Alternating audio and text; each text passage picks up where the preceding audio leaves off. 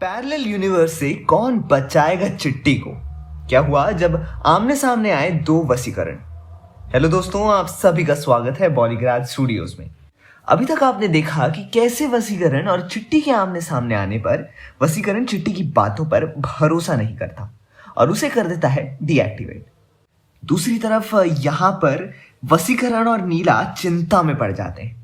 नीला portal open करने को कहती है और खुद दूसरे यूनिवर्स में जाकर चिट्टी को वापस लाने की बात कहती है।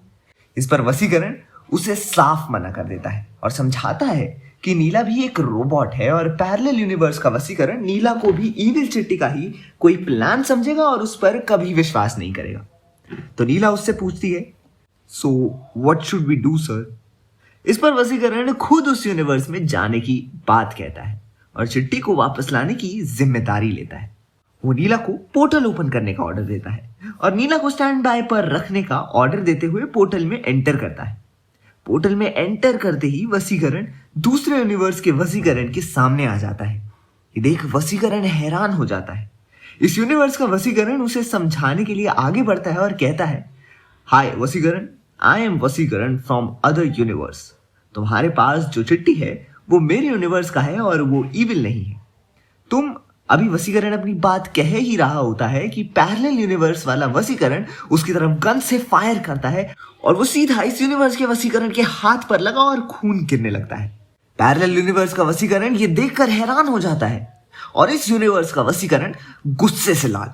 वो पैरेलल यूनिवर्स के वसीकरण को कोसने लगता है और उस पर भड़क जाता है।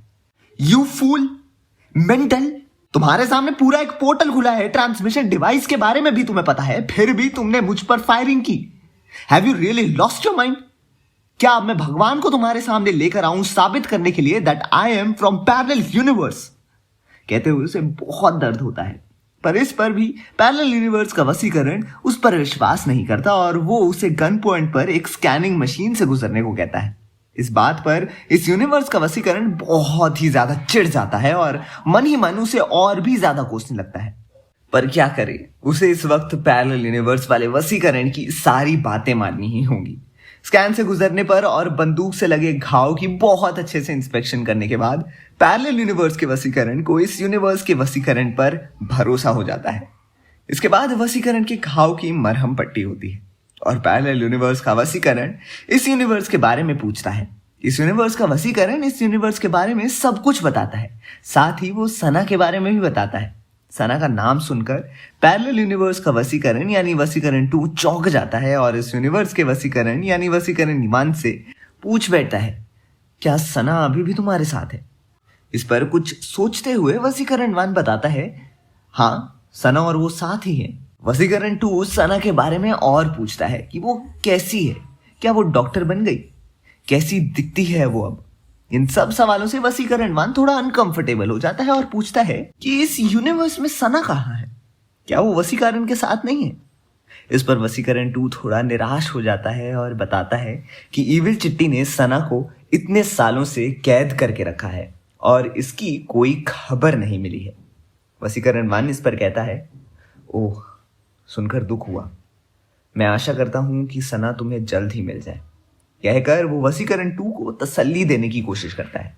वसीकरण 2 वसीकरण 1 से कहता है, तसल्ली दे रहे हो मुझे? तुम तो अपने यूनिवर्स में काफी खुश हो लगता है, तुम्हारे पास सना है और सब कुछ है। तुम्हारा बनाया हुआ रॉबोट भी तुम्हें ईश्वर मानता है, वो अभी भी तुम्हारे तरफ ही खड़ा है और मुझे देखो, आई एम नथिंग।